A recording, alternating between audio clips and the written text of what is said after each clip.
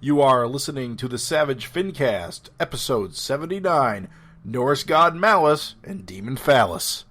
Chicago. A criminal mastermind called Overlord held our city in his terrifying grip. Ordinary cops were losing the battle against Overlord's super freaks and mutants. Then, a miracle happened.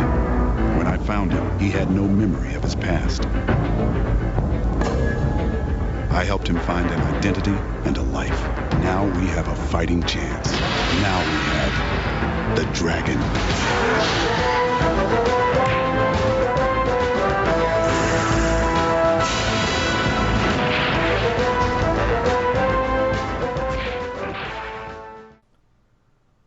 This is the Savage FINcast, the show that comes from the net, through systems, peoples, and cities to this place, the Savage FINcast.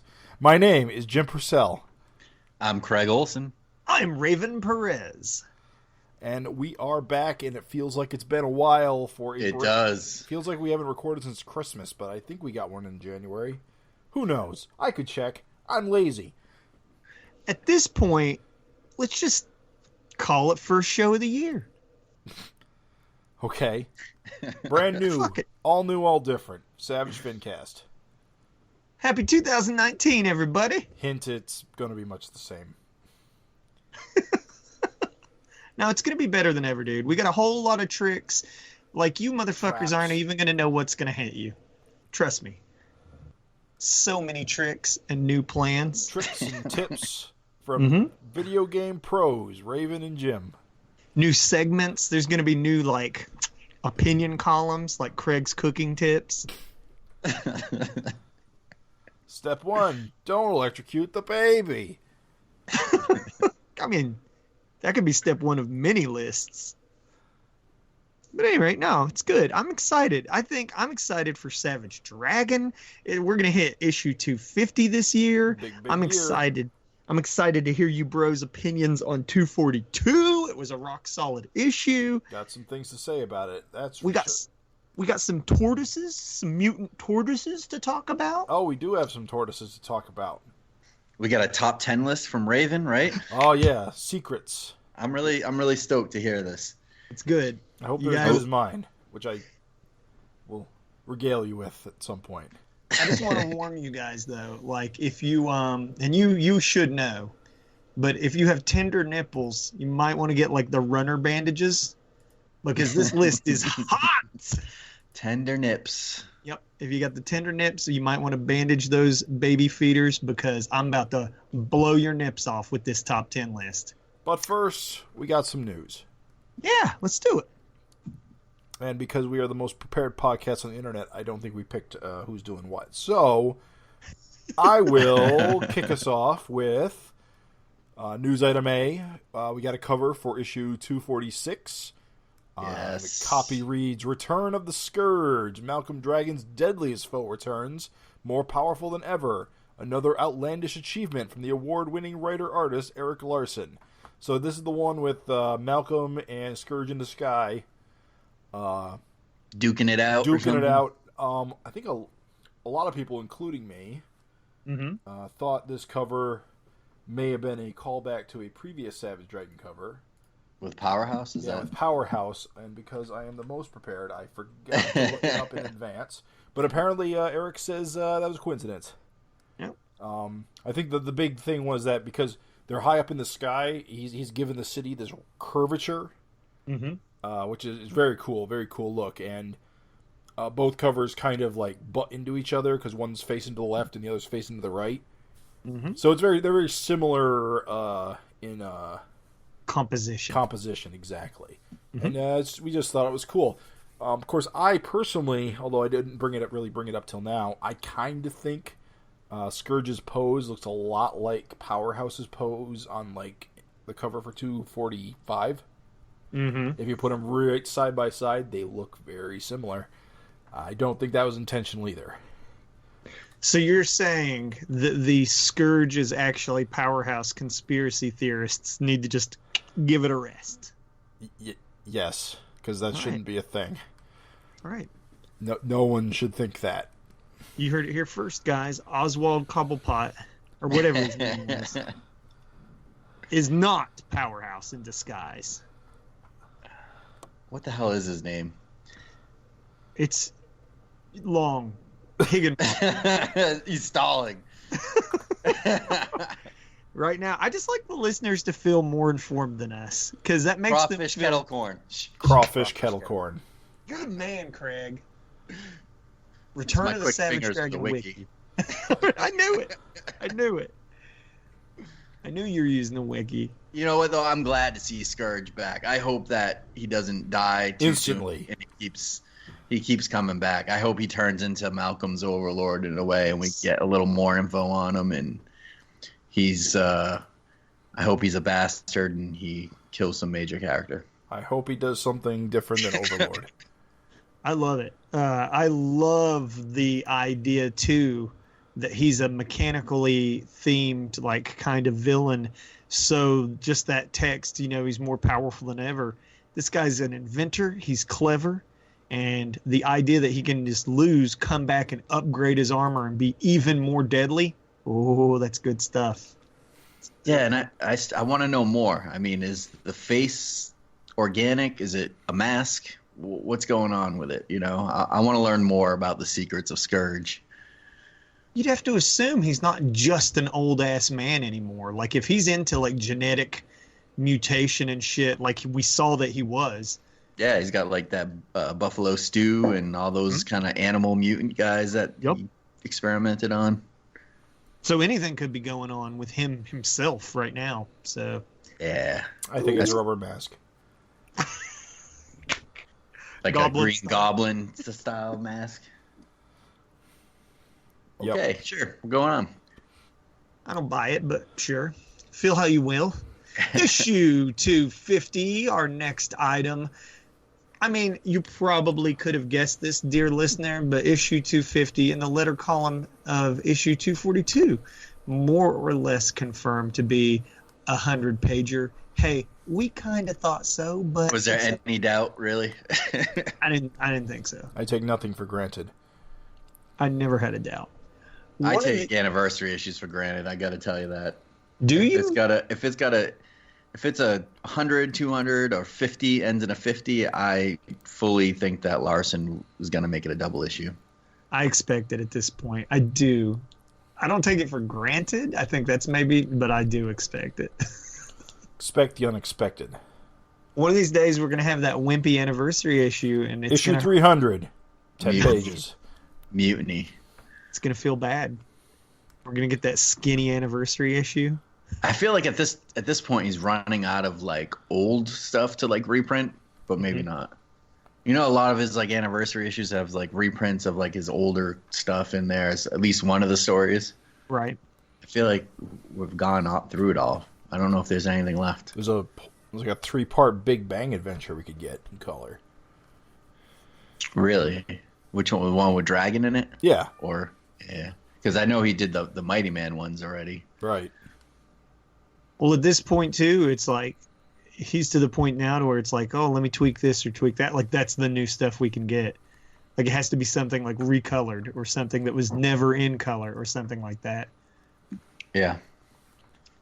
Oh, Well, I the can't walls wait. are- I'm really excited. Especially since it takes place after this Scourge issue, so... Yeah. I mean, there's like 3 more issues between 46 and 250. Literally anything can happen. Well, that's the thing, too. Wouldn't you feel like, I mean, if you were just like to build it up, so Scourge, there's 3 more issues, but even still yet 250 would be the 4th issue after the Scourge fight. Mm-hmm. And so with Scourge poised to be the new Overlord, like if him and Malcolm are duking it out in 246, it does kind of make you say, huh, I wonder what 250 is going to be all about. So, oh, it's good. I'm excited. I can't wait. Right.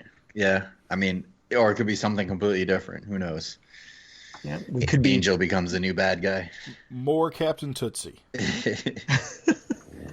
She's definitely getting shittier with the issue. Shittier each issue. Yeah. So, shall we move along? So, Yes. Raven, you hit us with this. You've got a top 10 list of some kind to regale us with. Get ready. for a real quick top 10. So here goes. So we're going to do I figured a little top 10 segment. And dear listeners, check it out. Before we get into my top 10, I want to just say, welcome to a beautiful new world of top 10s, baby. We're into it. We're into this top 10 thing. For one, maybe you want to make your own top 10 and submit it to us. Maybe you think my top 10 list sucks shit and you want to argue with me about it. Craig, Jim, you guys can bring your top 10 list to the table. I already got a good one. Oh, top 10, top 10 dead savage dragons. I'm with it. Oddly topical, too. So, without further ado, we don't like to slow up the meat and potatoes. Let's just make this quick and dirty. And you guys jump in at any point. I'm going to give my top 10 things, a little bit of elaboration on each one, but we're not going to be long with this. This is going to be quick, just a little extra for your listening pleasure. And now, without further ado, my top 10 reasons. There's been a lot of ado. without further ado. Yeah, without further ado, the top 10 reasons the original Savage Dragon should never return. Get ready. Here we go, baby. We're getting into it. Number 10, Old Man Dragon. Less fun than it sounds. All right, if you bring Old Man Dragon back, you bring him back, he's going to be an old guy. We don't want this. Nobody wants this. You don't want to see Old Man Dragon run around. We had it. This. No, you don't want it. He would be old. His foes are old. He would be powerless. He would be constantly in need of some kind of way to survive. We actually have a character that is weak and barely, surviving every issue now. It's called Maxine. And so, yeah, you don't want two of those characters in the book. I know one person that wants Old Man Dragon back. Who? I would have to go with backup artist Simon Millette and his Savage Dragon strip. You know what, Simon? You're voted off the island. Next, number 9. The book doesn't even need him at this point. Old Man Dragon. He's in the book. What does he contribute? Babysitter? Not exactly. We have Angel as a babysitter. We even pick up a new babysitter this issue. Well, what's he going to be doing? Is he going to be kicking around America? I don't know. That just doesn't seem interesting. Again, tying back into number 10, he's just a powerless old guy at this point. Old Man Dragon wouldn't bring value to the book through his presence. Number 8, him returning undoes his happy ending. Guys. Quote unquote. We got Dragon. He opens the pearly gates. A bevy of leggy supermodels. He smiles. He dives in. Hey, let's just let that old pony ride off into the sunset. That's a. You think that's the best ending for any superhero? For me, it's probably one of the more final ones. Yeah. Yeah. And to undo it, I don't want to undo it. I don't want to see the panel where he's sitting around and he's like, well, you're not virgins anymore. And Damn it's it. just, yeah, I don't want to see this got old faster than I expected. or like, they're all just talking to him about his taxes and stuff. Now, you need to like their feelings. I don't know. We don't need any more. We don't need any more. That's his happy ending. He got it. He smiled. It's funny. It was very on brand for his character. Let's not fuck it up. That's a good ending. Number 7, he's done everything anyway. What do you want to see from the man? What do you want to see Old Man Dragon do at this point? We're talking about a guy that has been shrunk, a guy that has used a Martian shrink ray to beat up a Galactus type character. We're talking about a guy that was turned into like a phantom and possessed another guy's body.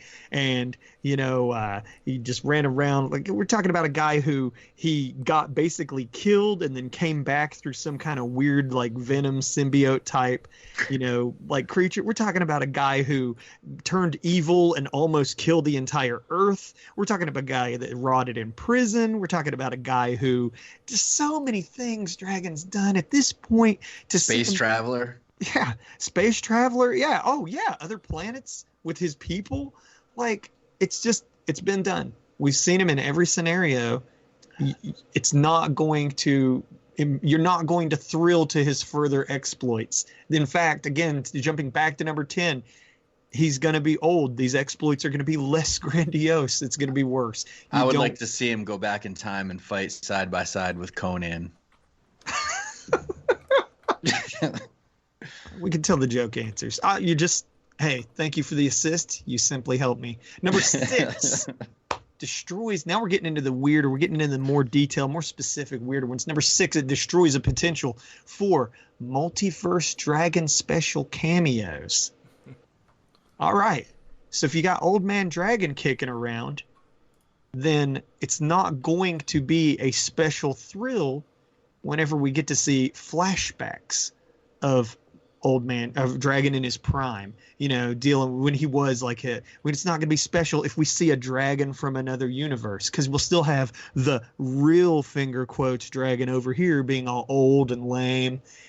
Instead, with Dragon gone, now we have a potential for he's been absent for the book for years. And then all of a sudden, a portal opens up. Oh, and he steps through. And it's exciting because it's Dragon looking like the way you remember. Oh, he's got the cop uniform on. Oh, he's muscly and he's young. Very exciting, right? All that. Oh, you put it that way. Yeah. Yeah. But all that excitement goes away. He said all muscly. Yeah. You hated Thin Dragon. You even said it on the FINcast. I'm not denying that. So, yeah. So basically, we have the multiverse, we have Glum, we have, a potential, the window for those stories exists, and that special moment can happen in the book. That special moment cannot be as special with Old Man Dragon kicking around. It can't. So let's not rob that amazing potential by having Old Man Dragon come back. Number 5, Malcolm's already a better character anyway. Check it out, true believer. I know that you don't think so. Maybe you don't. Maybe you don't. But the Malcolm train has been going for a long time. We've seen him from birth to current age. The only other superhero that you've seen that much exposure is like a guy like Superman. Think about it. We saw Superman as a baby. We know Superman's youth in Smallville, and then we saw him as a guy in Metropolis. Same thing with Malcolm. We saw Malcolm as a baby. We saw Malcolm grow up and, these Dimension X adventures. Now he's a grown man having his own family. That's cool. That's unique. Unlike Dragon, who simply appeared out of nowhere. Man, you're just shitting on Dragon now. Sorry, dude. That's the list. Well, he is the worst. That's the list. And again, Malcolm not only is more developed, we know his favorite video game character. It's Blanca from Street Fighter. We know his favorite movie. It's Speed Racer. We know he's a man who's fathered these children, and yeah, he got into some weird shit, but he's very monogamous. He has lightning powers. Amen. Can I hear an amen? He has an extended family, unlike Dragon, who was just a loner, an action hero. Malcolm Dragon is more fully realized than original Dragon could ever hope to be. And that's why Malcolm Dragon's a better character. Preach it, brother. Preach it. Number 4, Maxine would fuck him, and you don't want that. Hear me out. Wait, what? What? Yeah, hear me out. This is why this is so high on the list. Yes, Maxine's going through dire times right now, but I have no reason to believe that she won't get back on that horse. You know what I mean. We saw her get flirty. The zucchini, right? Yeah, we saw her get flirty with him when he was Old Man Dragon before. There's no reason to believe that couldn't happen. You don't want it. You don't want it. You don't want father and son pitted against one another. You don't want to see Maxine riding a gross old green bastard. You don't want it. That's why it's so high on the list. That's how little you want it. Number 3. Now we're getting serious mode. Number 3, it goes against the progression that Savage Dragon has always had as a comic. This goes without saying. We've talked about this many times on the show, so I won't dwell on it very much, but with some exceptions, obviously Dragon's fudged things here and there, but death is pretty permanent in the world of Savage Dragon. Progress happens, time marches on. It's a huge selling point. The book doesn't get to rest on its laurels. It doesn't get to keep telling the same old story. times change, things change. Old Man Dragon coming back would just spit in the face of what the book has worked so hard to accomplish. Number 2, it won't help sales. There's a little giggle after that. I'm so sorry. This is why this is so high on the list. A lot of people, when they talk about Old Man Dragon coming back, they act like it's the magic bullet that will get more heat on the book. You're wrong. You simply are wrong. When Dragon was back in blue, I don't think that it was a significant jump. If Dragon was to return, he wouldn't be the cop dragon that you are secretly in your heart hoping for. He would be Old Man Dragon, unless there was some reason for him to be young looking and a cop again, which would be just, it would feel like a cop out. So Raven, I'll take you out back. Shoot ya. You do another pun like that. I can't help it. Cop out. I'm just saying, if you bring Old Man Dragon back, it won't help sales. Despite what people might believe, it's not the missing ingredient. And the number one reason the original Savage Dragon should never return, most fans don't know the difference anyway. Oh, come on. You mean most non-fans don't know the difference anyway. Tying into number 2, but why this is number 1 above number 2. Most fans won't know the difference. What am I talking about? I am talking about non-fans. If you want to bump the book up, if you want to, everything you do, even as a storyteller, you're trying to help your story grow and reach more people. You're helping expand your audience or whatever else, right? It's alarming. If you have Twitter or Facebook interactions, the amount of people who do not even realize that the son of the original Savage Dragon is now the lead. It's not uncommon, Jim, Craig, I know you can back me up on this. It's not uncommon for someone to say, gee, doesn't Savage Dragon look like he's drawn blacker these days? Or something like that. Yeah. Most people don't even realize that Savage Dragon is gone. And so if you brought him back, there would be no benefit because most people don't even realize that he's gone in the first place. And that's my number 1 reason why you shouldn't bring the original Savage Dragon back. Maybe you hate my list. Maybe you love it. Maybe you totally agree with me. Hopefully we can hear from you.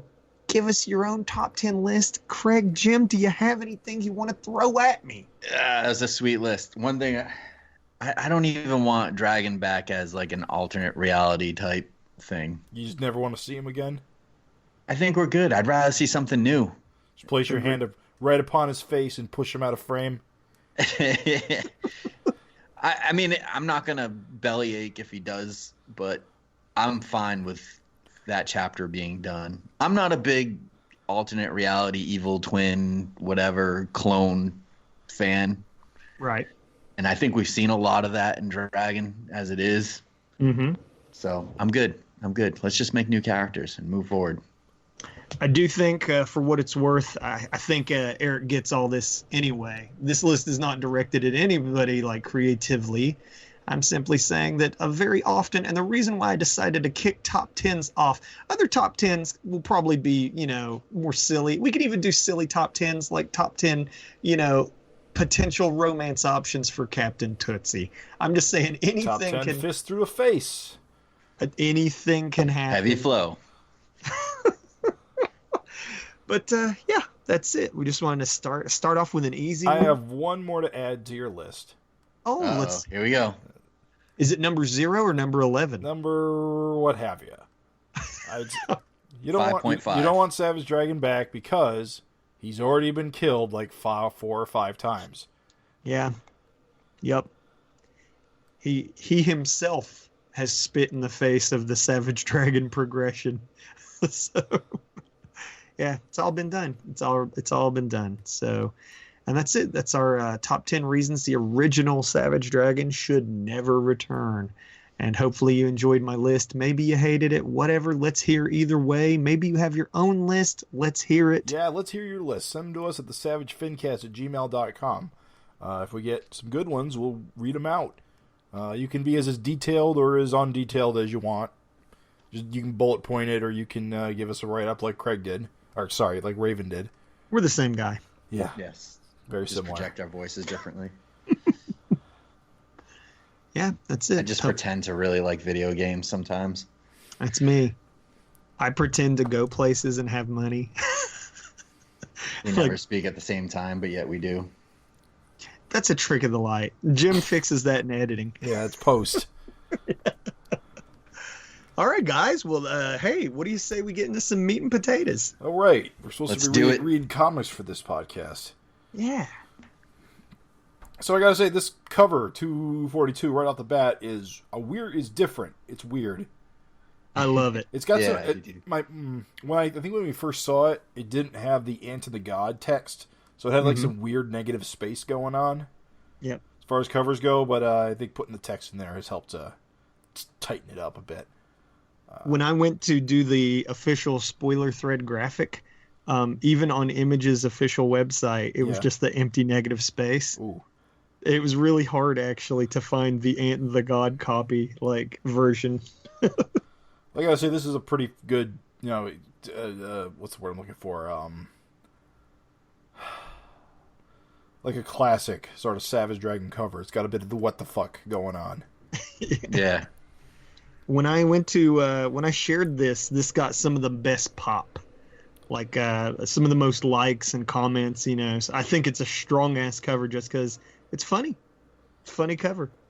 It's funny. It's cool poses that you typically don't see on a cover. Eric's good at drawing covers and doing something different. I mean, he does once in a while have, a cover that looks like an older cover of his, but, for this one and for many of them, he ends up doing something different and unique. It seems like that. It's really fun. Yeah, this cover's great. And I do want to say, did you notice it's actually consistent throughout the whole issue? But did you notice that this fella doesn't have any? He's got hairy arms and chest, but he doesn't really have leg hair. Right. No, I guess I didn't notice that. Troublesome. It troubles me. Troublesome. It troubles me deeply. The Ant and the God and the Alien. It's good. It is nice to have Ant back. Yeah. Great visual, man. I'm ready for more. We were talking a little bit real fast about, backups and things like that. Ant the book has been in limbo for a long time. Yeah. If Ant the book never happened, but Ant the backup happened. I mean, that'd be great, but I kind of feel that you only get to do the Ant series again once. You don't really want to coin a phrase, blow your load. Quite a phrase. I mean, I think it would just be better to just gradually accumulate Ant material and then just try it as a comic. Ultimately, I would prefer it as a standalone comic. Me too. Because I think it's got legs, and it would kind of spoil it to revert to backups. I'm saying if need be, I'd be okay with that. But yeah, I too would prefer it to be its own thing. It's a good ass cover though, and check it out. Craig, I feel like this is something you would have researched. Is the University of Toronto, do they actually have an annual tri-campus snowball Damn fight? it. I read that and I didn't look it up. I feel like it's impossible that it's not the case. Yeah, it's gotta be. I don't know though. For Eric to include it, it feels like it must be a thing. Yeah, because what a thing to make up. I gotta tell you, I'm freaking thrilled that Captain Tootsie's in this issue as well. Still here. Yeah, love it. Better than that, I love that basically, like, during the snowball fight, they are, him and Malcolm are just sort of like, tidying up the last issue a little bit. Oh, because yeah. we were confused. Yeah, it makes all the sense in the world after they have this conversation. But basically, he was like we thought. He was just stalling Malcolm, putting on a show. Yeah, couldn't bring his spaceship back because of the anti-alien sentiment in America, which again makes nothing but sense. And it's funny, didn't that kind of like after you read it, didn't that make like all the sense in the world? Yeah. What I'm kind of like laughing about is like, so obviously they're having this conversation, right? So how much time could have really passed between last episode and this episode? And what do they just decide to go have a snowball fight? Like, have Captain Tootsie's like, I'm probably here for another day on assignment. Might as well go have a snowball fight. Having a time. He's enjoying himself. Well, I think his Secret Legion pals are probably participating as well. They are. Yeah, they're all in there.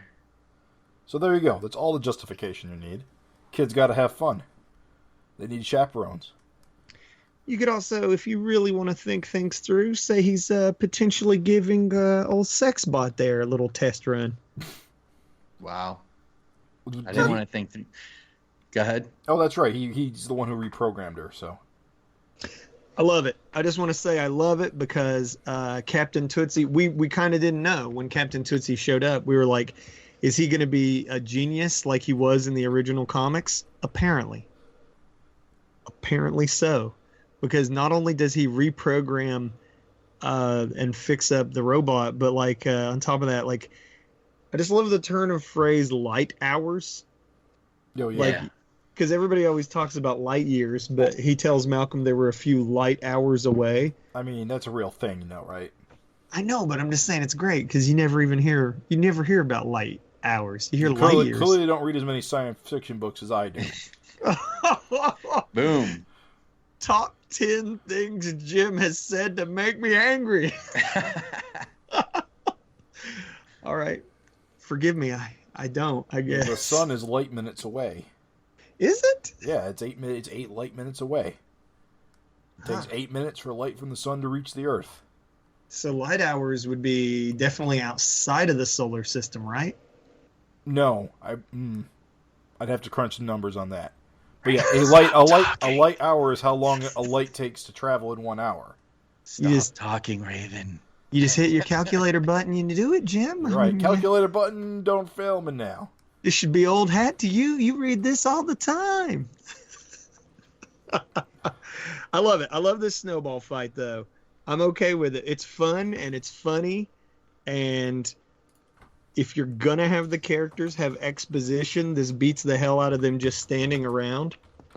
I guess Buddy Costanza wasn't down for snowball fights. Oh, old man Buddy. Old man Costanza.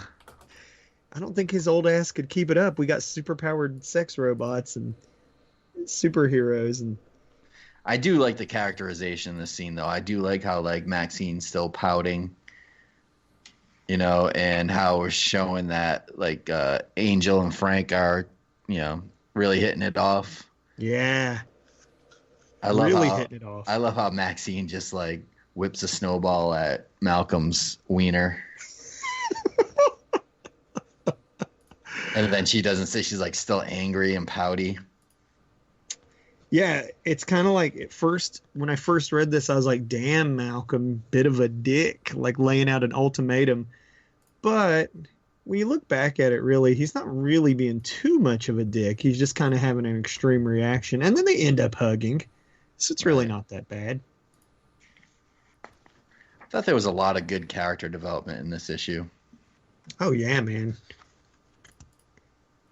So, Pluto is about 40 Here we go. AU from the sun, and 1 light hour is approximately 7.2 astronomical units from the sun. So they were out around Pluto? No. Actually, it's even closer than that, because one AU is one astronomical unit is the distance from the Earth to the sun. Mm-hmm. Okay, so Pluto is about 40 of those from the sun. But 1 light hour is only 7.2 of those. So it's definitely within the solar system. Hold the phone. Didn't they actually say that they were fighting people from Jupiter or Venus? Oh, Venus, right. You're right. That would only be that many. That would be within light hours, yes. Huh. This comic's smart as shit. Wow. That is kind of cool, actually. I'm actually really... I'm actually impressed. Huh. I just wasn't expecting that one-off line to be scientifically accurate, that's all.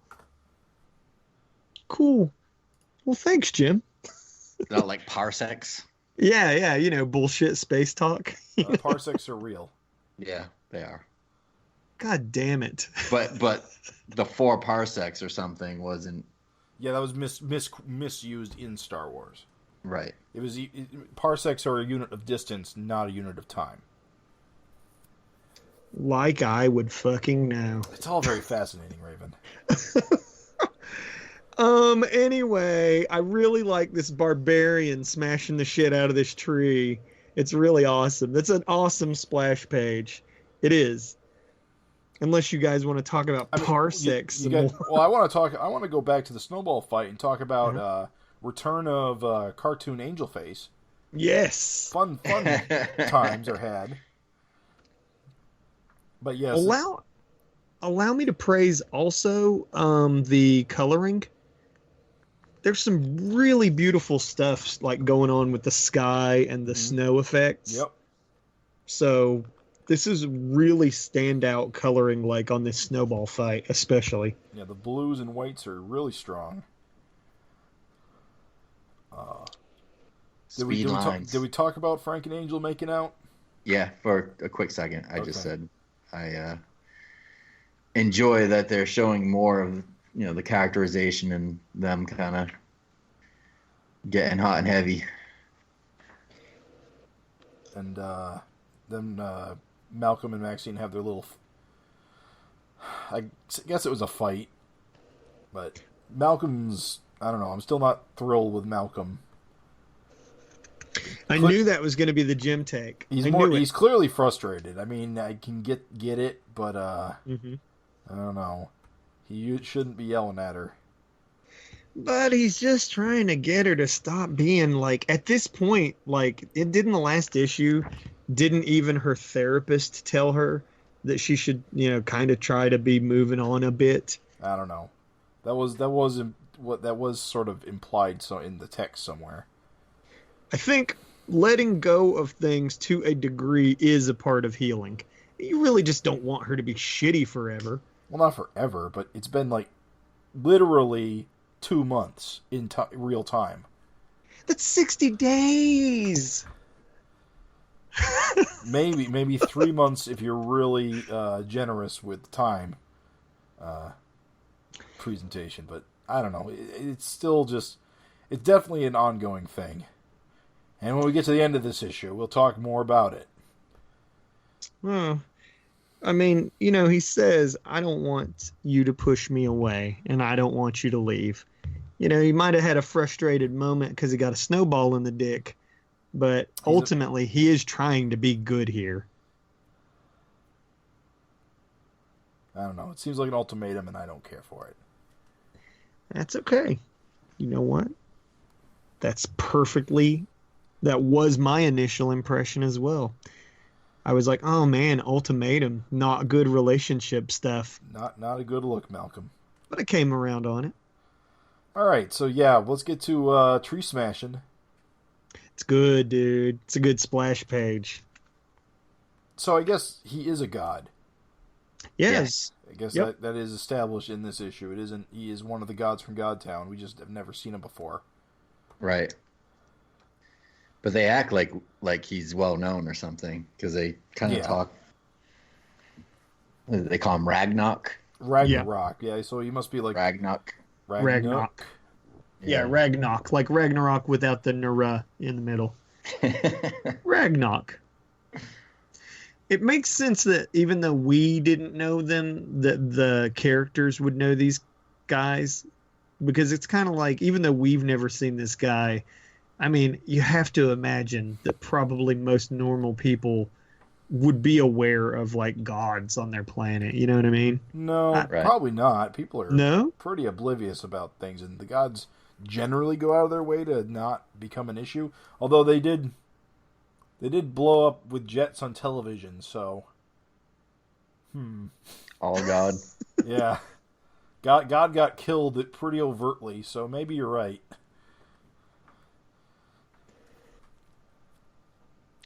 I love that tree that he breaks in half. Yeah, man. It's inked so cool. And that splash, it's a great splash. Leave me alone, devil woman. I actually really want to see this in inks. Yeah.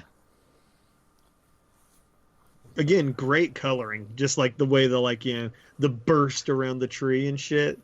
It's so good. So good. And then we get Maxine getting sick. And can I say that I feel it's kind of like almost, here's this great little moment where she is just a tiny bit flirty. Like old Maxine, where she goes, "Don't think you can take advantage of me while I'm all weak and tired." Hey, that's kind of flirty. That's kind of like old Maxine. Yeah. Peeking through a little bit. Just a bit, just a touch. Can I tell you, like, I can't wait for, like, her hair. Like, I hope Eric brings her back to, like, the long hair Maxine. I thought she was such a better looking character with long hair. Like, I looked at the old issues and I forgot how, like if you look at some of the older issues where she had long hair, she just looks older. Mm-hmm. I don't know. I think she looks too young with the short hair. And then you always get those people who are like, well, Malcolm or Dragon's a pedophile or whatever.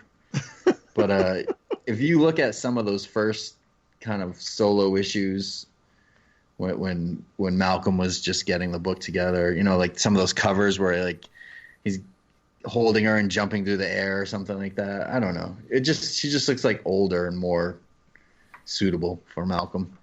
Scott James, if he had never brought it up, I probably wouldn't have noticed. But like when I went back and looked, it is crazy how different Maxine looks in the earlier. Like, yeah. Yeah. She actually, I think she looks like a sexier character with long hair too.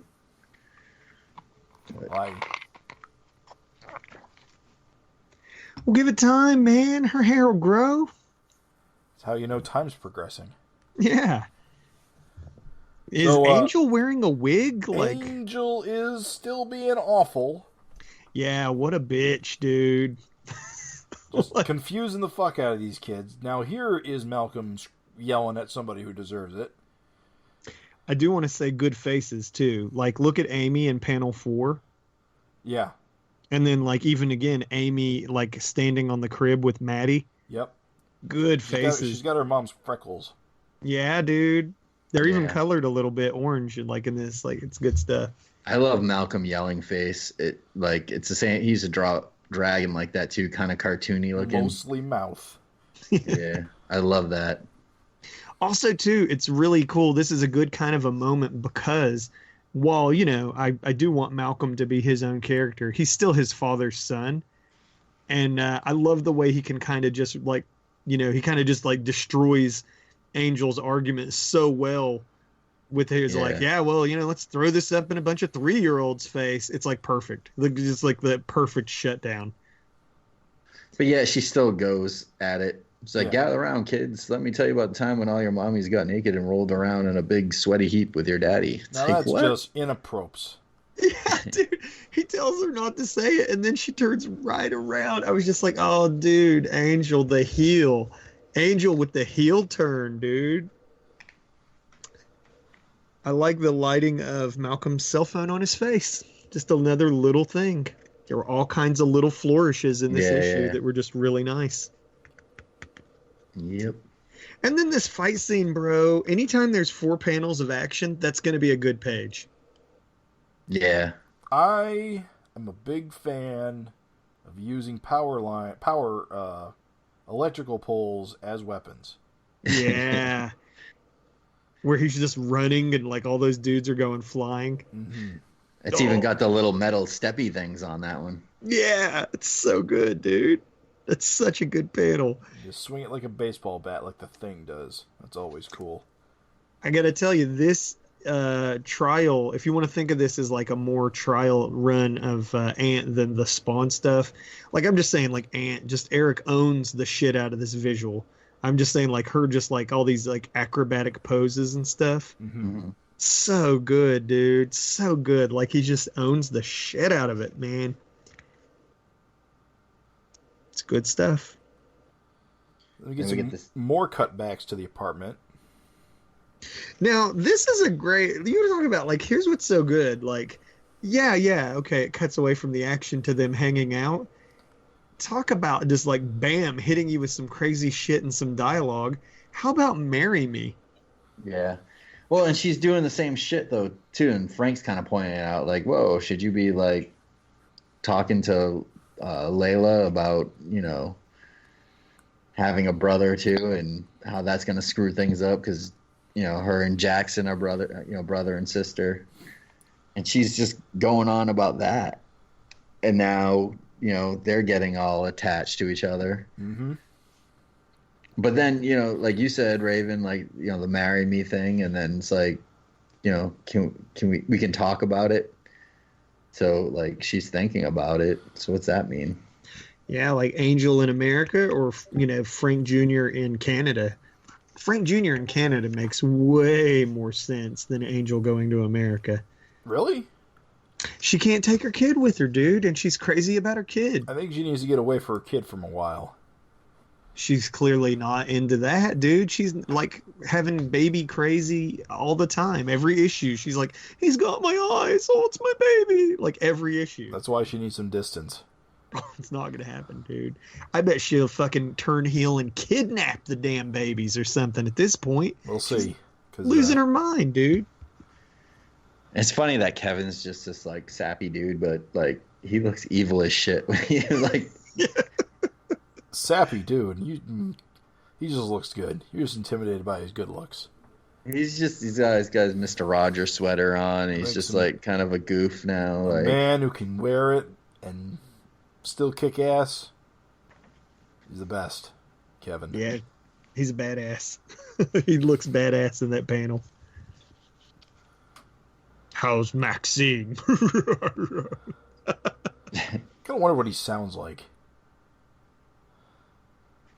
I don't think I have a voice for him. So Skullface was in the cartoon. That's true. Wasn't he like, He-Man? Undoubtedly. He-Man. It was never He-Man. It's like Hemun. He-Man. You bumbling boob. So like that, but like the son of that. How's Maxine? Malcolm. Exactly. It's good. All right. That was the end of this podcast now. Yep. That's it. That's it. Wrap it up. I gotta say, Malcolm, I love Malcolm's like crossed arms. Crossed arm Malcolm. Care to tell me what's going on here? And then like when he punches in the face, Malcolm's just like freak. He's like, all right, whatever. I love how when he punches him is like a lot of like all that snow on the bottom of his boot that Eric bothered to draw that. Yeah, it's great, dude. I don't think I've ever like seen him do that. What, draw the snow on the bottom of the boot? Yeah, that is a nice touch. I do appreciate that. I did find it weird, and I guess I forgot, but like, I guess Ant and Malcolm have a rocky relationship now after their last like he got ditched. Crossover. He dropped a mountain on him and left. Yeah, I totally just like spaced on that though, but he didn't forget. Yeah. Also, this is a weird page just because here's my thought on this.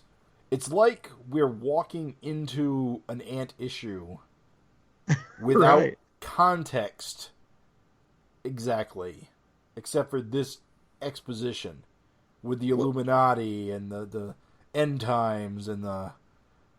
Well, the backup helps clarify that she actually did talk about that in the Spawn run. Oh, yeah, I recall that. Yeah, that's what I'm saying is that... But it's been a while since that. Yeah. And Malcolm just kind of walks into all of this. And it makes Ant sound crazy, but that's because we're from Malcolm's point of view on this. That's what's great. It totally works. Like, Malcolm is the reader. And so, no, we don't know what the fuck's going on, like why they're fighting. Like, we have no idea. This Illuminati stuff is great. Yeah. The biblical rapture, like rich people trying to like jump in the bodies of gods to avoid the apocalypse that they themselves are creating. Mm-hmm. Ripped from the headlines. I like it. I like Ant. I'm liking Ant more and more, and I really want to find out more what her deal is. Yeah, dude. And I also love the fact that like Ant, who I just didn't think of her as like operating on that level, like able to fight gods, and like she's worried about this global thing. Well, Like, you know what I'm terrified of? That she's going to turn into Wildstar. What do you mean? Like she shows up every 50 issues, and her story just kind of moves forward. oh, I hope not, dude. This issue is like sold me like didn't need selling on Ant, but like this issue sold me even harder on Ant. Like, here's this like badass that can fight with gods and has the Illuminati as her enemy. Sold, dude. That's solid. It's fucking great. I agree. She's a good character, but I'm still not there. I don't know. I need more. Oh yeah? Yeah, I need more. Get us I don't there. know. What are you feeling? I don't know. I don't know where Eric's going with this character. Like, what, she doesn't have any other supporting characters. I mean, obviously he's not going to like throw a ton of her characters into the Savage Dragon she comic. mentions a few last time, and she There's Gadget Right. Man for sure. like what it seems to be is she's got like all these operatives, or at least allies that she relies upon on her globe-trotting adventures. Was able to get in touch with Spawn easily enough. I'm just interested in how Eric would take her series on. I think the Mario Gully series I did not enjoy. I thought it had some good aspects to it, but I don't know. Of course she's strong. She's got proportional strength of an ant. Is that true? I mean, that would... I thought that was always the implication. No. You know what I think, Craig? I think that the taint of those Mario Gully You issues... said taint. Yup. I think that taint, that red shiny taint, is tainting your opinion. Because, see, I'm coming into this clean, right? Like, I didn't read those issues. Yeah. And so for me, basically, Ant is exactly what we see on these pages, plus what we saw in Spawn. Ditto me. I had no interest in Ant when it was a thing. So for me, I'm excited to learn more, and I'm excited by this reveal that like she's fighting like the Illuminati and their huge plan to create a giant like apocalypse, and like that is a cool idea of like, think of the implications of them being able to project themselves into people, super people. Yeah. That has all kinds of crazy implications. That actually would be pretty cool. I wasn't thinking of it in that terms. Like this kind of thing would carry on to an ongoing. It could. I mean, it might go. You know how Savage Dragon rolls. We might never hear from it again. But think about this in terms of like the tech that was introduced in this issue. It's kind of like that's new tech that has all kinds of crazy ramifications. Right. Right. Somebody could take over Malcolm. Somebody could take over fucking Angel. Like, if you can, however the projection process works, and I mean, not to jump ahead, but I just want to say this, like, in defense of the kind of potential for this story. How does Malcolm like manage to thwart this? He electrocutes the shit out of the dude, and the dude falls out, right? Right. Think of it this way. That makes Malcolm and other electrical powered people like the natural enemies of this Illuminati. Makes sense. Because they have the way to defeat this process. He's just got lightning powers, and he can knock them out of their bodies. So I'm just saying, like, that kind of puts a giant bullseye on Malcolm's head. And Aunt even tells Malcolm, she's like, dude, this is a test run, and if it's successful, like, this is how they're gonna go. So you got to think that like this Illuminati or whatever is monitoring this situation. So I don't know. I'm just saying, I think there's all kinds of crazy shit that can happen. We will see. I hope so. That'd be cool.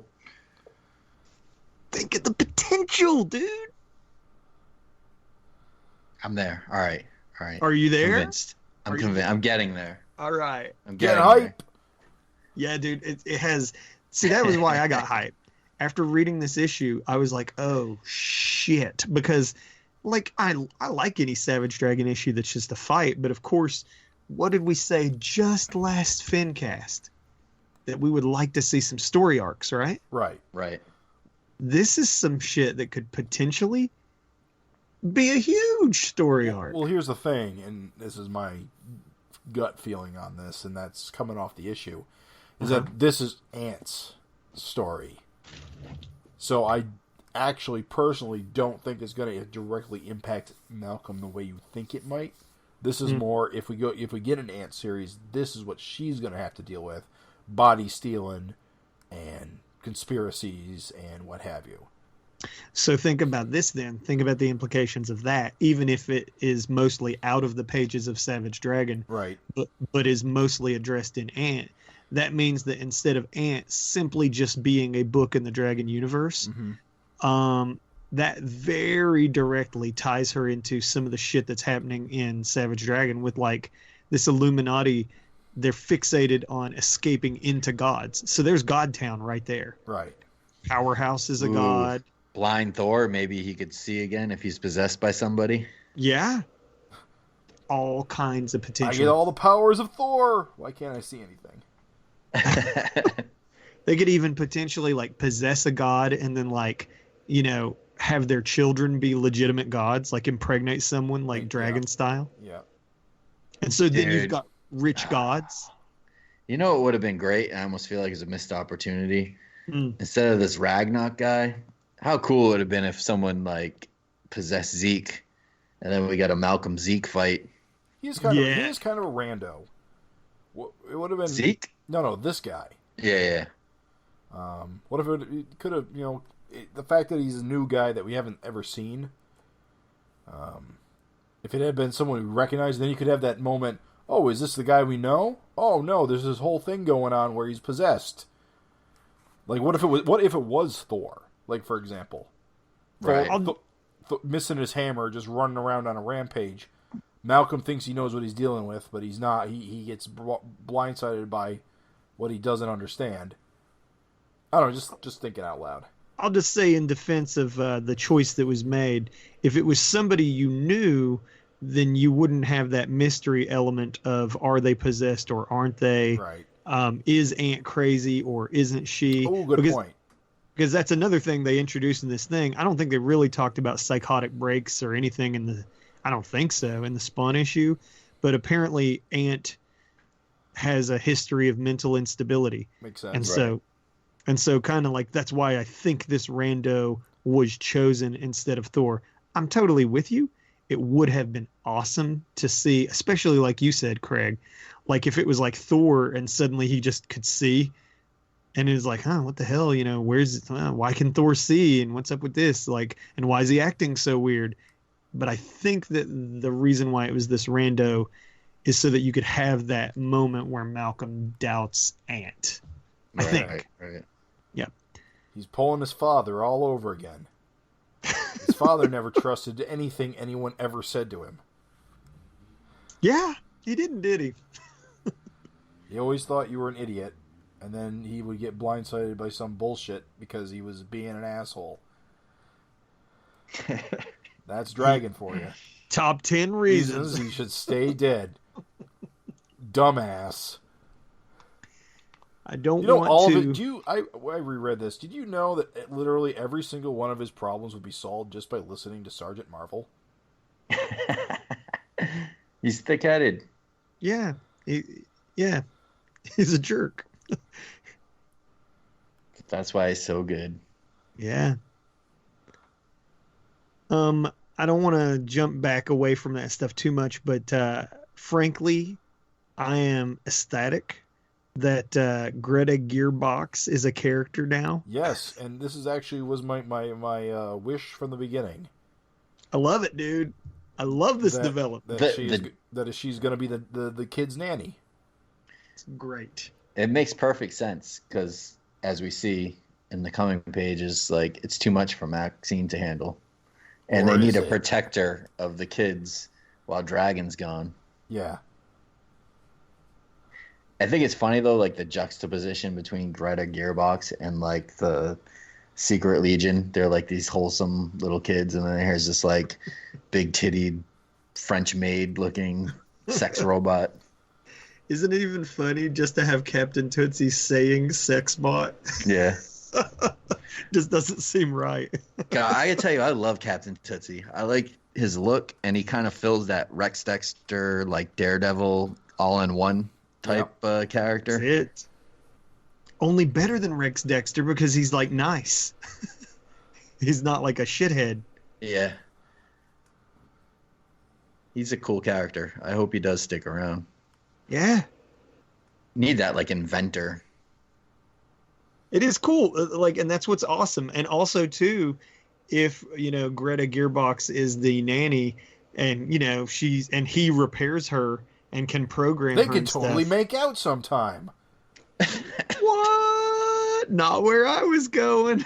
I was just going to say that's a reason for Captain Tootsie to get dragged into the book regularly to do repairs and stuff. To smooch. Hey, you never know in Savage Dragon. But I challenge you to name the kids. What are their names? Without using the wiki. Scrappy, Bo Diddley, Bingo, and Jumper. Curmudgeon. You've already forgotten. That's okay. The I ship know got named. Chubby, or what's his name, Chewy? Fatty. Fuckface. Fatso. Yeah, it's Fatso's one, isn't it? Is it?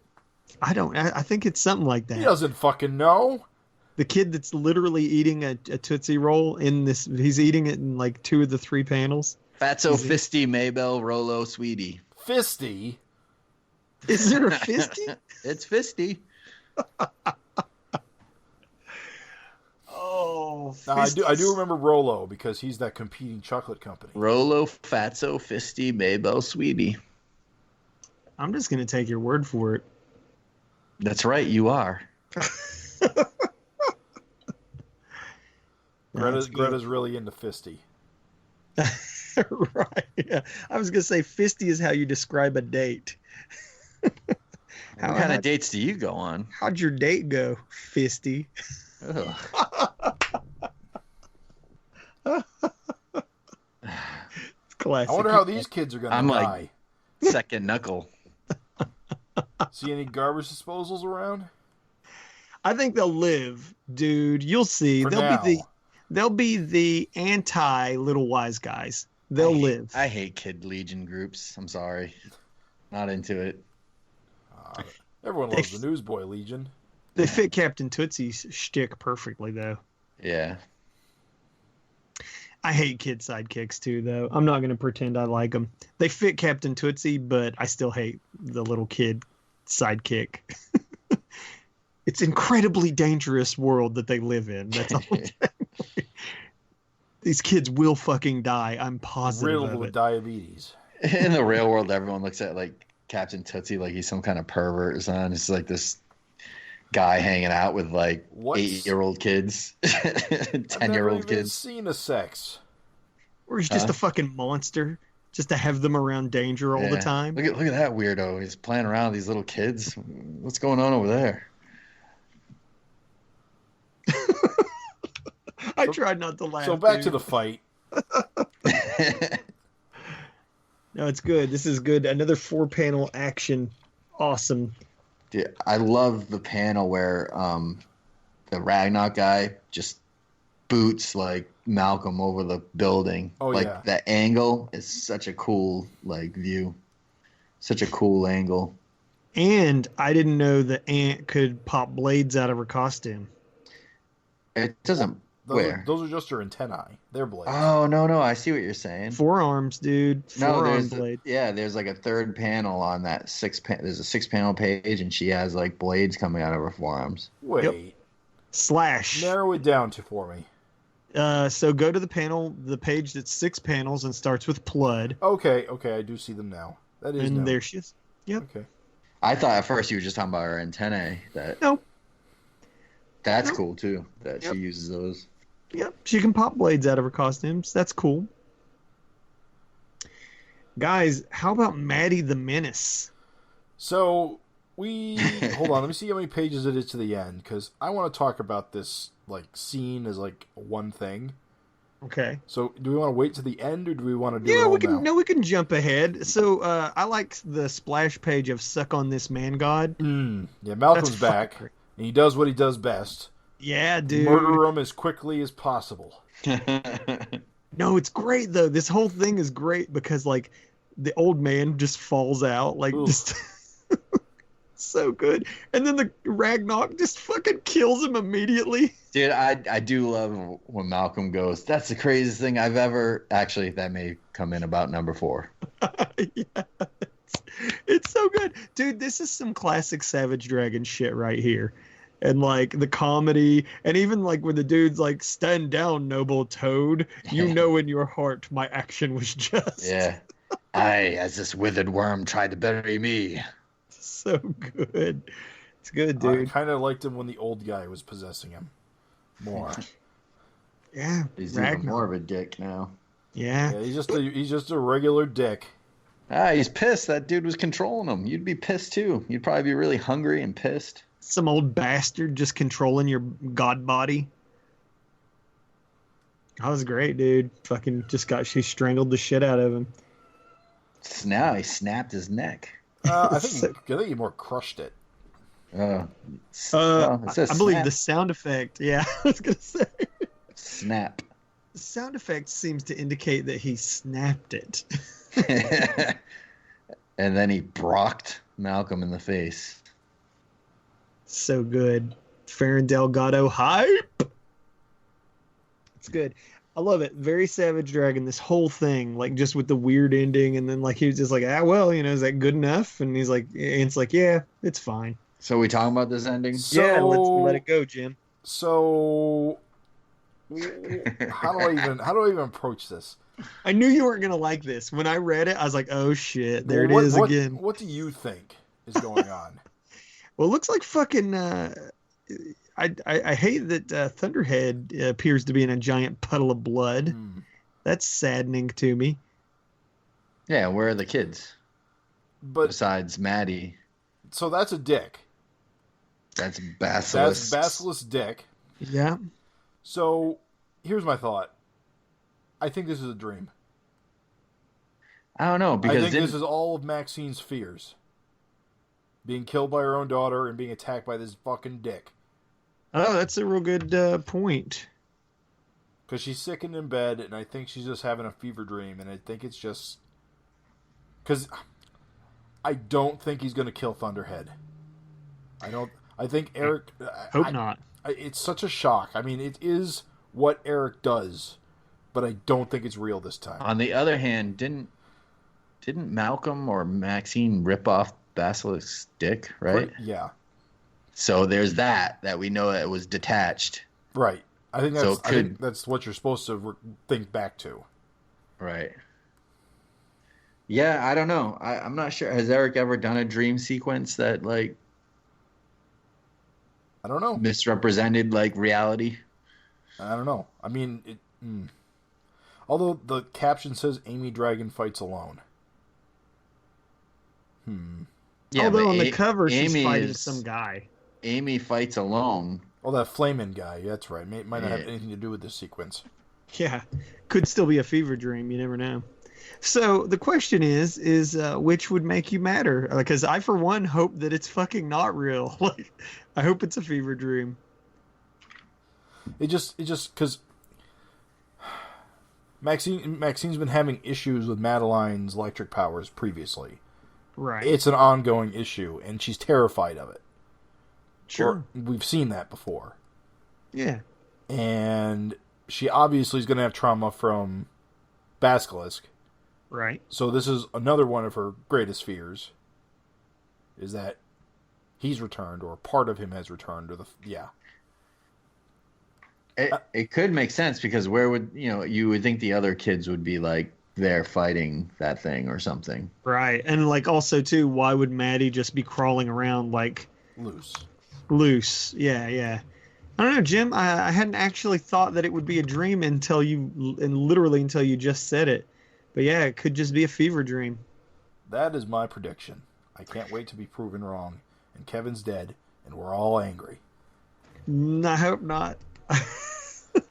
I hope you're right, dude. It's okay. Craig will be happy. He doesn't have to do those sweaters anymore. I like Skullface. I just don't like his sweaters. That's okay. If you name Skullface, you shouldn't be wearing sweaters. Thunderhead, but that's okay. Thunderhead, sorry. If your name's Thunderhead, you shouldn't be wearing sweaters. Hey, look like a thug, get treated like a thug. He's just trying to lock down that sweet May. Trying to keep that experienced older woman happy. He's listening to the words of wisdom. I don't know. This ending was shocking. I really was like, oh, shit. And I will admit I didn't think that was Basilisk's loose dick until fucking you said it. But that is fucking crazy if that's what's happening.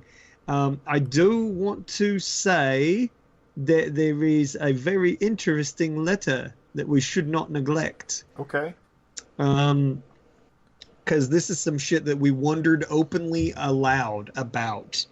And Eric responds to someone, blah, blah, blah. Well, basically he says that the, demonoids are subterranean. There are all kinds of other creatures on all kinds of other levels of the earth. Some areas, not everything has everything all around the globe. Some areas just have ants. Others have demonoids. There are trolls and other lava creatures, various subterranean races.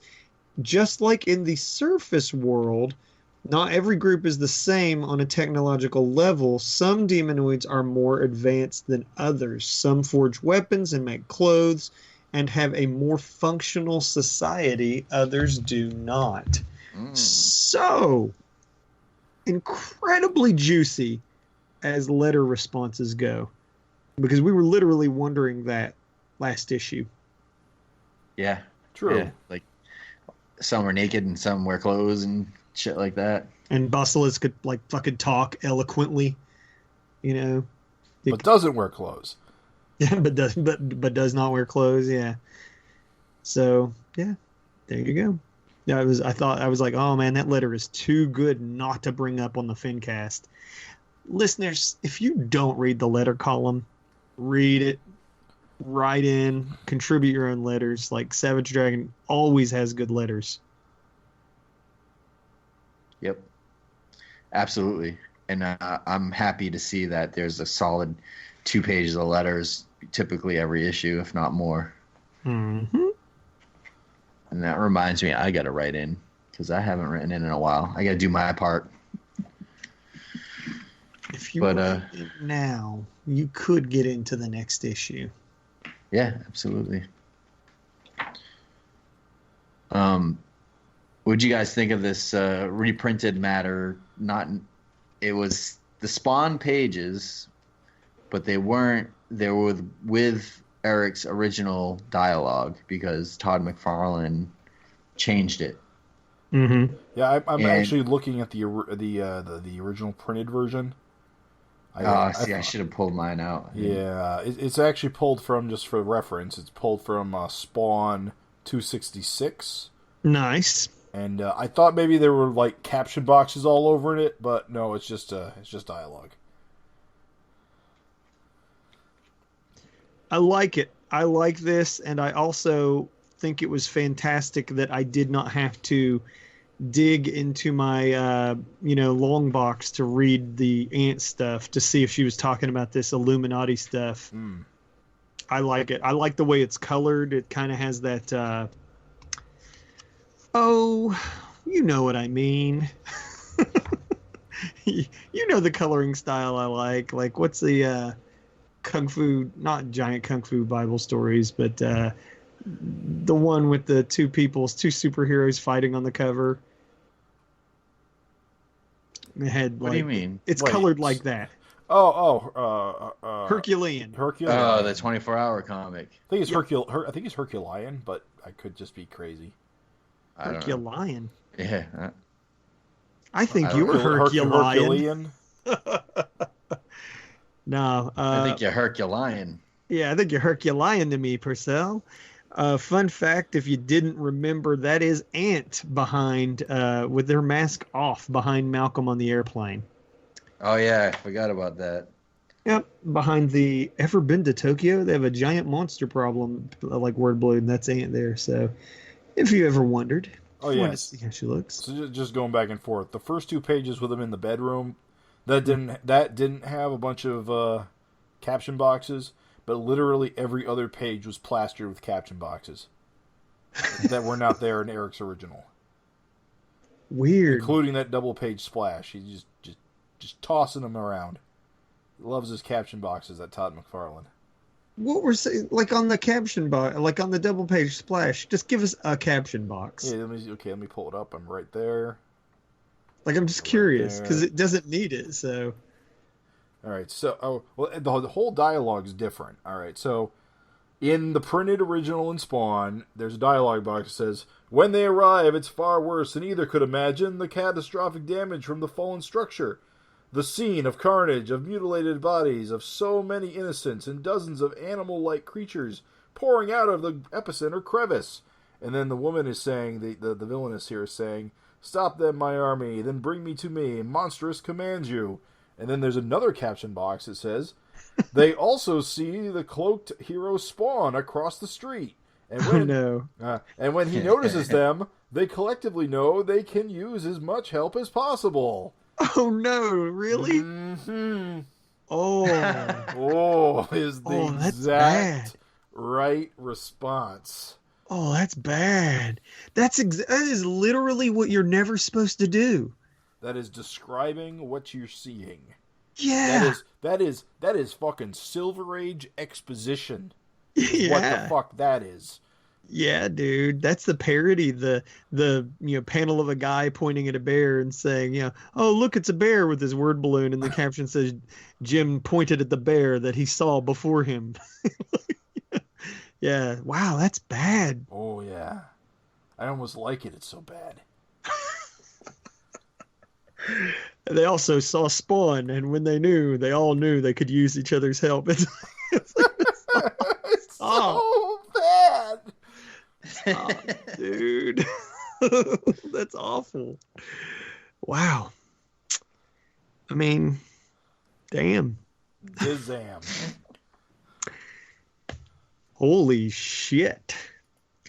Dude, I'm got my issue now. I'm looking at it like they on the plane thing. Like Eric brought up Osama bin Laden, and they have it there. But then at the end, like, ever been to Tokyo? Here they have a giant monster problem over there. The guy last night, McFarlane took that out and put more text box in. What's the text box there say? I'm beginning to think this whole trip is a mistake, and I don't know how long I'm going to be able to put up with this guy. Oh my. Is there a caption balloon or word box on the airplane panel at the top of that page? The "What am I doing"? What's that one say? It's is a box that says "What am I doing?" This is crazy. I don't even know her. Yeah. Oh my. Yeah. He took out all the thought balloons. Oh, that's what he did. He turned all the thought balloons into caption boxes. It's there's a school of thought. I don't agree with it at all, but there's a bunch of people out there in the world, like, it's been taught almost that, like, you just don't use thought balloons, and turning them into narration boxes is the modern. Yeah, I've seen people say that. They're like, "Oh, you should never use it," and it's like the only place for those is in the past, and I'm like, Fuck no. you. Yeah, that's not true. You can do whatever you want. I will say in the Spawn version where they're jumping into the cab, like, if you're looking at your Dragon comic, as Malcolm says, "Yeah, let's get this over with." In the Spawn one, he says that, but then Ant talks to the cab driver. She's like, "Perfect, Freddy, you know the spot we're going to," and he's like, "Got it." So it gives you a little more of a. Wait, that's in the Spawn comic? Yeah. So, like, okay, bear with me. In the Spawn version, Todd makes it implied that they know each other, that he's like one of her agents.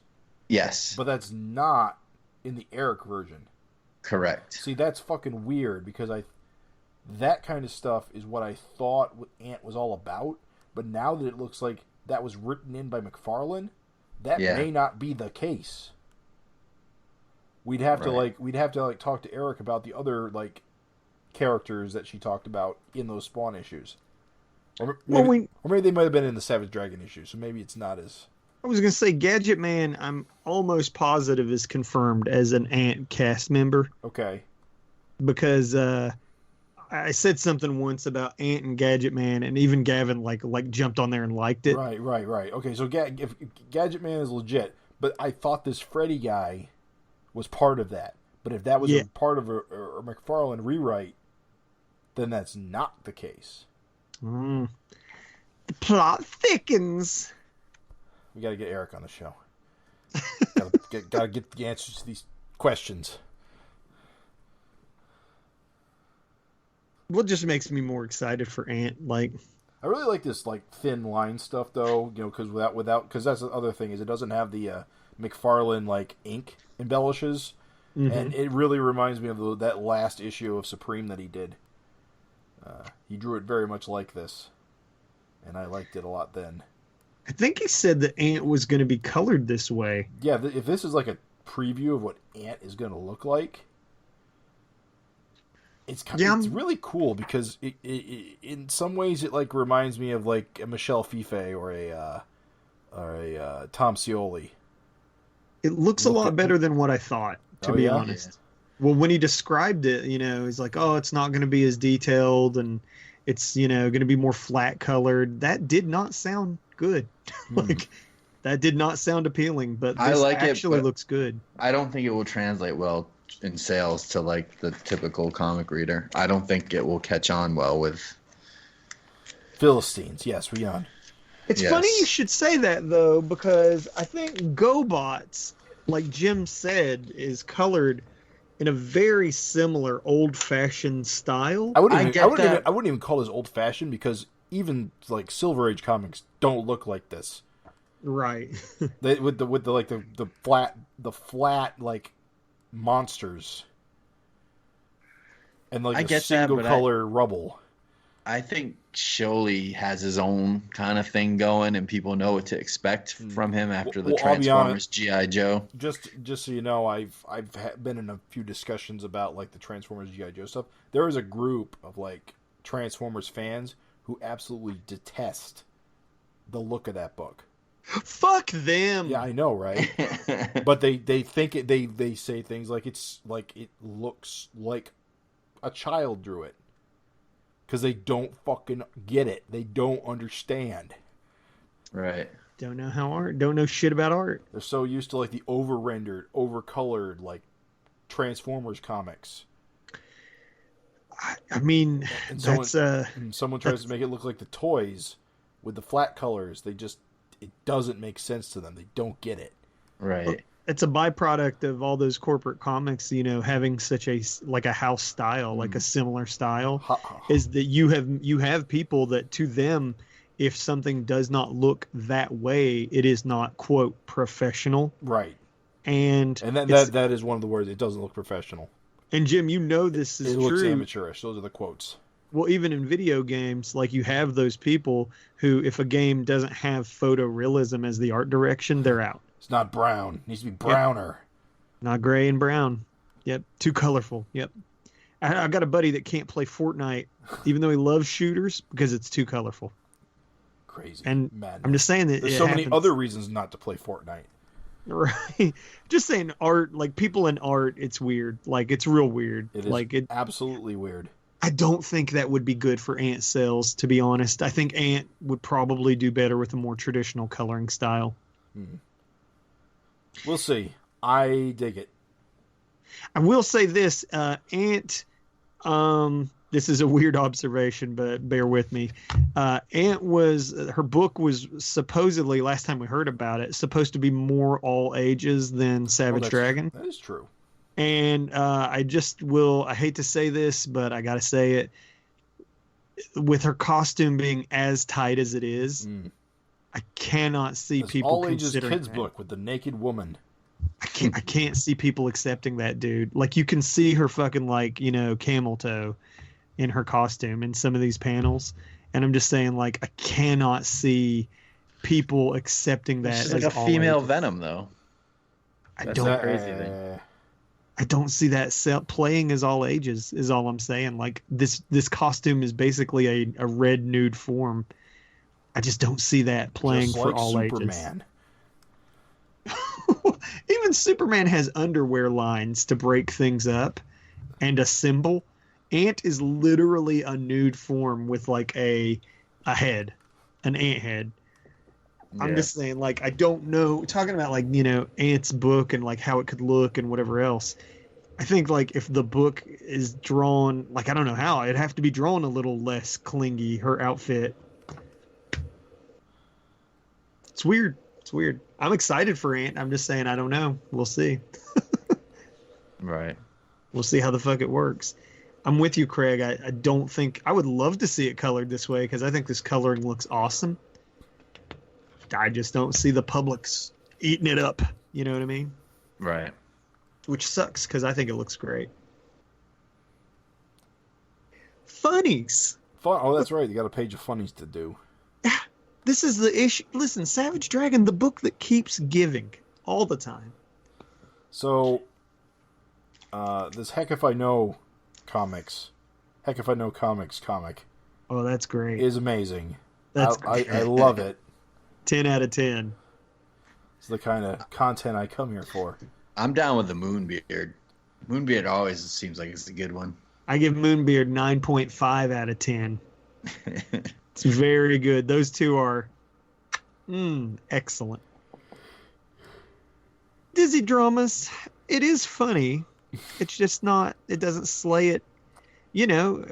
Every page has to have a worst gag, and it just, sadly, those other two were so strong. But it's still good. That's still okay. Just Heck If I Know and Moonbeard were fucking great, dude. Good stuff. I love it. I mean, how many issues have the Funny's been in now? It's been quite an We need to institution now. in perhaps Savage Dragon. consult some kind of wiki. See if that is tracked. They are tracked, so we could do some research on that. Math it out. You figured out light hours. So I'm did. just saying, I feel like that was a lot this. easier. Was it easier to figure out the light hours from Venus to Earth, Venus to the Sun, Then than how it is many how many issues of Savage Dragon the funnies have appeared in? right. Oh, it's good, dude. That will involve clicking many links and tallying many numbers. So how you bros feeling about the Ant and the God? 242, it's in the history books. How are you feeling? It's a really good issue. I liked it too. I think its punch-out ending hit me with the way it was supposed to. Mm-hmm. And I look forward to finding out if I'm right or wrong in the future. Craig? It isn't that really all that matters. Yeah, I agree. I mean, there was a lot of good character development, some good fight scenes, and a crazy-ass ending. It's always the three best things in Savage Dragon. It's good stuff. And more Captain Tootsie, which I'm down with. And it seems like, we've got an introduction of another kind of supporting character that's going to be around in Greta, whatever, Greta Gearbox. Indeed. Yeah. Perhaps she will save Maxine from Giant Dick Monster. Technically, we even got a new supporting character in Ragnarok. Oh, he's never coming back. You never know that. He could be the new Thor. He could be Malcolm's Thor. He kind of looks like Thor. He's like roided out asterisks. He does kind of. So, not to put too much time into this, but we do need to catch up a little bit on some Teenage Mutant Ninja Turtles urban legends. So if you feel like disappearing, you Yeah. fickle fuck, now's the time. Now, the good news is, by issue 10, Dragon is actually going to appear. So, next time we review these, we should be talking about some Dragon. That was just at a glance. Here's what's hilarious. We're not going to talk about 9 and 10. We're talking about 7 and 8, 7 okay? and 8, because we're behind.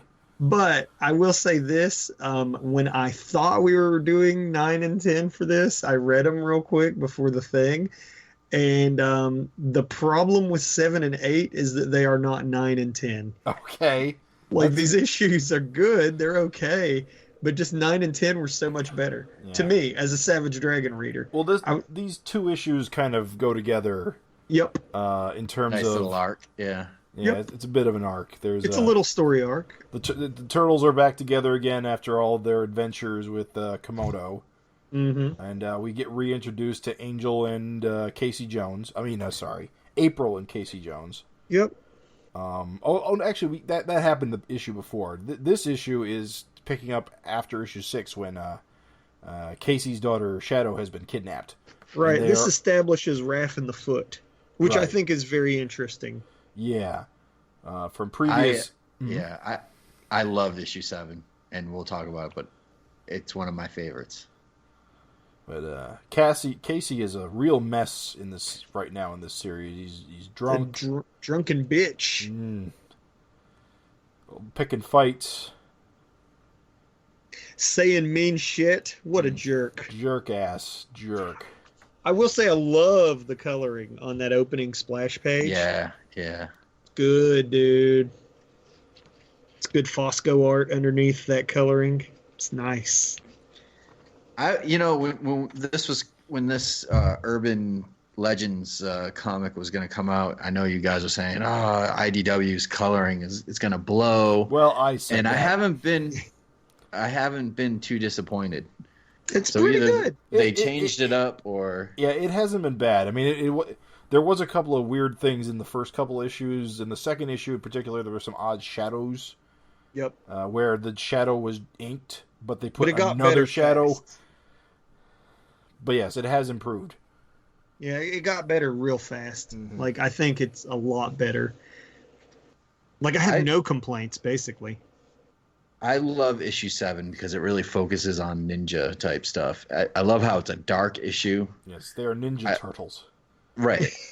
But, I mean, as much as you say the Ninja Turtles, they get away from that a lot from time to time, and they're just more like kind of heroes, and you don't focus on the ninja aspect. And this issue with the Foot kind of focuses a lot on the brutality of being a ninja, and how ninjas are not heroic. Yeah, right? They are assassins. More like the Foot. Yeah. The turtles are killers. They always have been, actually. And I love how this kind of discusses Raph's kind of secret past with just chilling out with some of the Foot Clan because he really wants to be a ninja. Yeah, he says, I'm a ninja 24/7. I was like, that's cool. Actually, it really fits. You want to talk about like Gary's like characterization of the turtles, I think has been one of the strongest parts of this whole thing. I feel like he really understands like each character and really makes it work. And it's funny how the things that happen to the turtles are almost like really great amplifications of like what each turtle kind of is and does anyway. Right. Like, for instance, like Donatello, he's the smart like technology guy, so he becomes a fucking cyborg. Or like Raph being like this brooding, like angry type guy becomes a member of the Foot Clan. It's great, dude. So that's really strong as hell. Like, I actually really like that. I think it's good stuff. I love how, like, if you look at the page before Raph jumps through the window to meet up with the clan, there's like a page where there's like really dark purples, like the skyline, and you can see all the Ninja Turtles are all black silhouettes, but you can still tell who's who. Mm-hmm. It's freaking cool. Also, that page, like, props to Fosco, that page has a really great sequential art flow where he climbs the ledge and then just flows into the next panel of him running, and then he drops down, which literally physically goes down the page. Yeah. And so that's just really good composition. That's good shit there. Props. Kudos. And I just love when he meets up with the clan. It's got a lot of that like Frank Miller shadow kind of play with the windows and stuff like that. And you know, you don't see the full figure of each clan guy. You know what I mean? They're just kind of blend in with the shadows. You see their red eyes, which is kind of cool with the coloring aspect of this. But I just think it's neat. I love the whole dialogue. I love, you know, I'm probably skipping a few scenes, but I love when he talks to like the kind of leader of the clan or whatever that group, and there's like the scene where he's going back and forth, and like it's pretty ruthless dialogue, you know, basically. And there's light coming in through the window from like a street light or whatever, and it's just shining on the back of like the ninjas, but the ninjas basically just look like a black silhouette with red eyes, you know. I really enjoyed it. I thought it was well done. It's good use of color in what was a black and white issue. Absolutely. Because it would not have been like that in original print. I also love that when Casey is angry and he's flipping out, he like mistakes the one turtle for the other turtle. Right. Oh yeah, I did catch that. It was awesome. It's great because again, they without their weapons in their hands, they do look a lot alike. So I was like, oh, that's great. He's not wearing his blue bandana. He's wearing a red one. But at this point, Leo and Mike are the two turtles that look the most alike. Right. And so he mistakes Leo for Mike. And I was just like, oh, it's a nice little touch just to have him make that mistake. Yeah, this was a good issue. Go ahead, sorry. No, I was just going to say this was strong. Like, this was strong as hell. I would say, though, the one little hiccup on the dialogue, which I thought was kind of funny, was when, you know, Casey Jones is out of his mind because basically his daughter is taken away from him. Right. And he's like, I want them out of here. He lost my baby, my shadow. She's all I have in the world. And April's like, what about me? What about us? And it's like, will you shut the fuck up? Yeah, seriously. April. Like,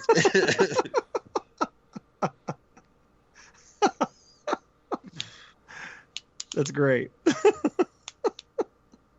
she has another line towards the end, which when we hit that I was just like, really? Like, is this that her dialogue just was not good.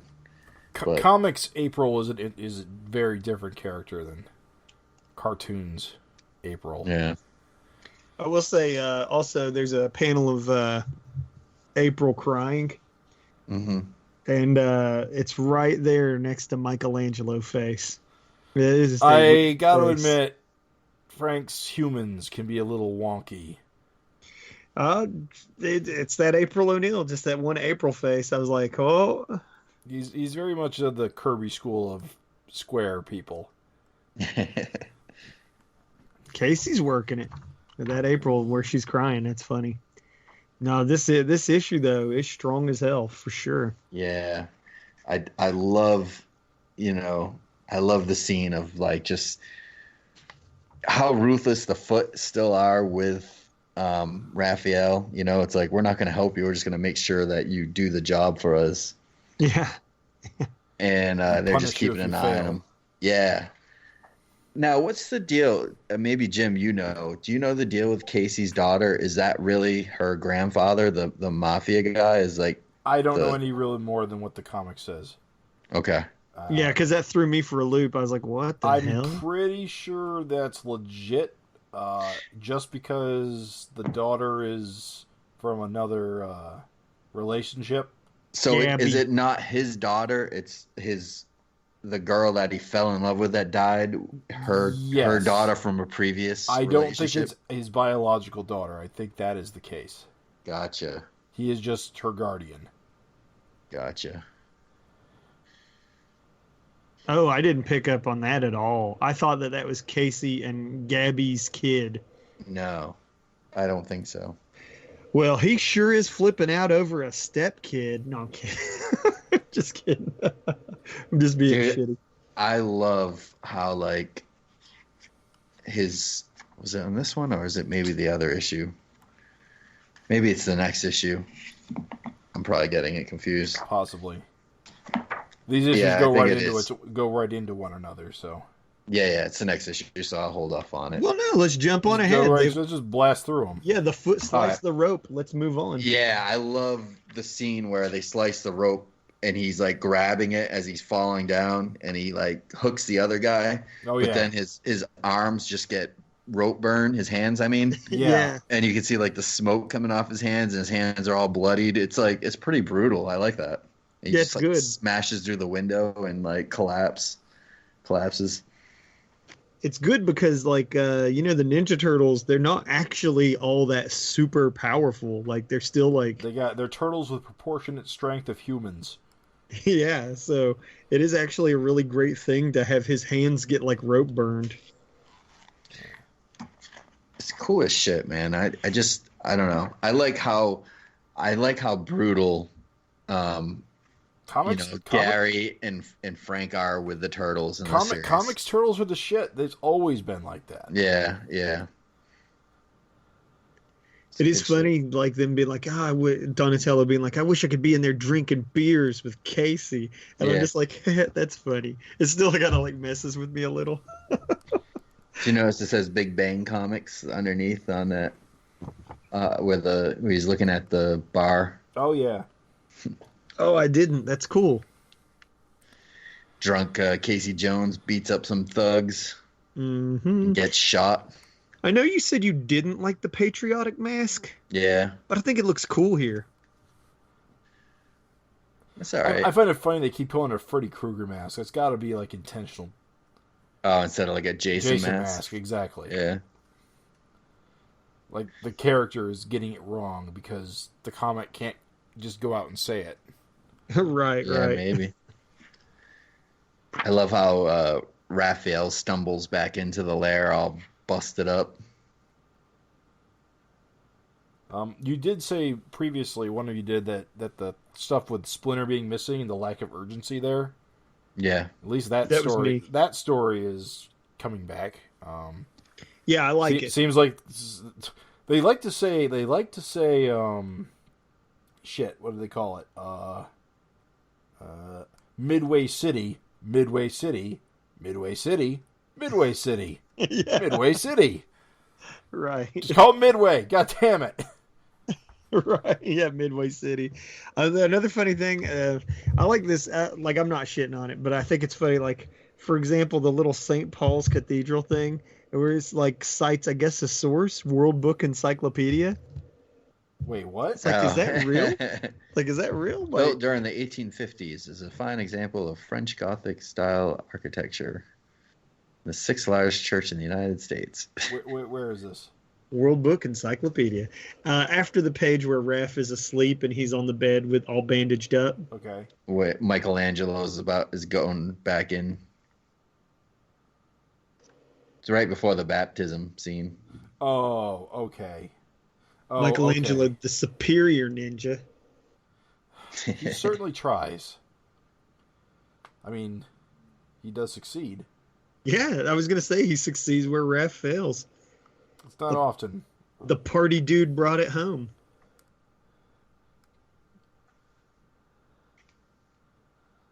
So I'll be honest, I skimmed through this part of the issue, so I missed most of the baptism stuff. They explain the relationship, more or less. Okay. Like, and basically, like, he's telling him, he's like, oh, we're going to get you baptized. And she's like, oh, I want to be with my dad. He's like, your dad's with the angels. Oh, I want to be with the angels. No, you need to be here. But she's confused at which dad he's talking about. Right. Right. Because maybe she doesn't know. I don't know. But all you need to know is that Mikey crashes the party. Do they explain why they kidnapped her? Oh, because I guess they needed an heir. She's royalty. Yeah, she's like the next in line, like to be like head of this family, basically. Oh, okay. So they just don't want Casey to have her. They want her on their side of the family. Right. It's his granddaughter. He wants his Right. granddaughter. It's his dead son's daughter. So right. Okay. I love the scene though where he's kind of crouched down like a gargoyle, and they don't even realize, and that one of the mobsters has got his foot on the shell. Like, you don't notice at first until it pans out that his foot's on Mikey's shell. I thought that was a cool touch.